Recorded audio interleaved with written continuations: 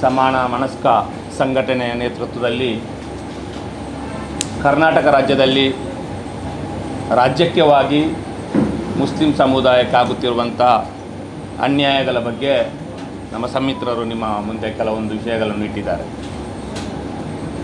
ಸ್ವಾತಂತ್ರ್ಯದ ನಂತರದ ಚರಿತ್ರೆಯನ್ನು ಈ ದೇಶದಲ್ಲಿ ನೋಡಿದರೆ ಈ ದೇಶದ ಮುಸಲ್ಮಾನರು, ಅಲ್ಪಸಂಖ್ಯಾತರಲ್ಲಿ ಬಹುಸಂಖ್ಯಾತರಾಗಿರುವಂಥ ಮುಸಲ್ಮಾನರು ಅತಿ ಹೆಚ್ಚಾಗಿ ಸುಮಾರು 90-95% ಜನರು ಕೂಡ ಈ ತನಕ ಕಾಂಗ್ರೆಸ್ ಪಕ್ಷವನ್ನು ಬೆಂಬಲಿಸ್ತಾ ಬಂದಿರುವುದು ತಮಗೆಲ್ಲರಿಗೂ ತಿಳಿದಿರುವಂಥ ವಿಷಯ.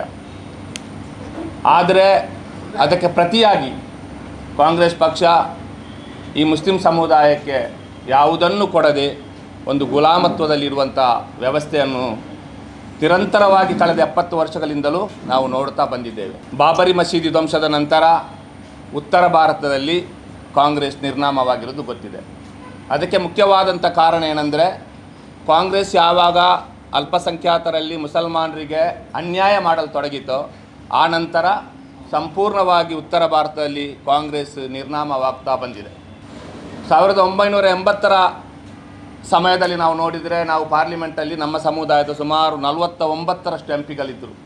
ಇವಾಗ ಬಂದು 24ಕ್ಕೆ ತಲುಪಿದೆ. ಅದು ಕರ್ನಾಟಕದ ಚರಿತ್ರೆಯನ್ನು ನೋಡುವುದಾದರೂ ಕೂಡ ಕರ್ನಾಟಕದಲ್ಲೂ ಕೂಡ ಕಾಂಗ್ರೆಸ್ ಸರ್ಕಾರ ಯಾವಾಗ ಸರ್ಕಾರವನ್ನು ನಡೆಸ್ತಾ ಇತ್ತೋ ಫುಲ್ ಮೆಜಾರಿಟಿಯಲ್ಲಿ ಆ ಎಲ್ಲ ಸಂದರ್ಭಗಳಲ್ಲೂ ಈ ರಾಜ್ಯದ ಮುಸಲ್ಮಾನರಾಗಿತ್ತು ಕಾಂಗ್ರೆಸ್ಸಿಗೆ ಬ್ಯಾಕ್ ಬೋನ್ ಆಗಿ ನಿಂತಿರುವವರು. ಆದರೆ ನಿರಂತರವಾಗಿ ಮುಸಲ್ಮಾನರಿಗೆ ಅನ್ಯಾಯವನ್ನೇ ಮಾಡ್ತಾ ಬರ್ತಾ ಇದ್ದಾರೆ. ಈ ಕಳೆದ ಸಿದ್ದರಾಮಯ್ಯರ ಸರ್ಕಾರದಲ್ಲೂ ಕೂಡ ಸಂಪೂರ್ಣವಾಗಿ ಮುಸ್ಲಿಂ ಸಮುದಾಯ JDS ಅನ್ನು ಬಿಟ್ಟು ಸಂಪೂರ್ಣವಾಗಿ ಕಾಂಗ್ರೆಸ್ನೊಂದಿಗೆ ನಿಂತಿತ್ತು.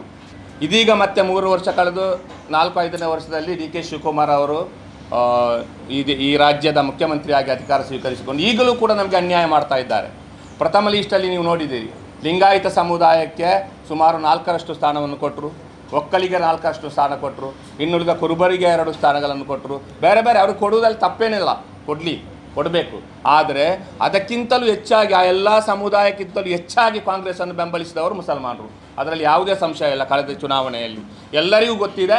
ಈಗ ಬಂದ ವರದಿ ಪ್ರಕಾರ ಮುಸಲ್ಮಾನರೇ ಈ ರಾಜ್ಯದಲ್ಲಿ ಅತಿ ಹೆಚ್ಚಾಗಿ ವೋಟರ್ಸ್ಗಳು ಇದ್ದಾರೆ. ಬೇರೆ ಬೇರೆ ಕಾರಣಗಳನ್ನು ಕೊಟ್ಟುಕೊಂಡು ಮುಸಲ್ಮಾನ ನಾಯಕತ್ವವನ್ನು ತುಳಿಯುವಂಥ ಕೆಲಸ ನಿರಂತರವಾಗಿ ಕಾಂಗ್ರೆಸ್ಸಲ್ಲೂ ಕೂಡ ನಡೀತಾ ಇದೆ. ಇಂಥ ಅನ್ಯಾಯದ ವಿರುದ್ಧವಾಗಿರುತ್ತದೆ ಈ ಪತ್ರಿಕಾಗೋಷ್ಠಿ ನಡೆಸ್ತಾ ಇದ್ದೇವೆ. ಬಹುಶಃ ನಾಳಿನ ಲೀಸ್ಟಲ್ಲಿ ಎಲ್ಲಾದರೂ ಇನ್ನೂ 4 ಜನರು ಮುಸಲ್ಮಾನರಿಗೆ ಸಚಿವ ಸ್ಥಾನವನ್ನು ಕೊಡದಿದ್ದರೆ ಕರ್ನಾಟಕದಲ್ಲಿ ನಾವು ಕಾಂಗ್ರೆಸ್ ಸರ್ಕಾರದ ವಿರುದ್ಧ ಭಾಳಷ್ಟು ಬೃಹತ್ತಾದಂಥ ಹೋರಾಟವನ್ನು ಮಾಡಲಿದ್ದೇವೆ ಅಂತೇಳಿ ನಿಮ್ಮ ಮೂಲಕ ನಾನು ಕರ್ನಾಟಕದ ಸರ್ಕಾರಕ್ಕೆ DK ಶಿವಕುಮಾರ್ ಅವರಿಗೆ ಮತ್ತು ಇತ್ತೀಚೆಗೆ ಅಧ್ಯಕ್ಷರಾದಂಥ BK ಹರಿಪ್ರಸಾದ್ ಅವರಿಗೆ ತಿಳಿಸಲಿಕ್ಕೆ ನಾವೆಲ್ಲರೂ ಇಷ್ಟಪಡ್ತಾ ಇದ್ದೇವೆ.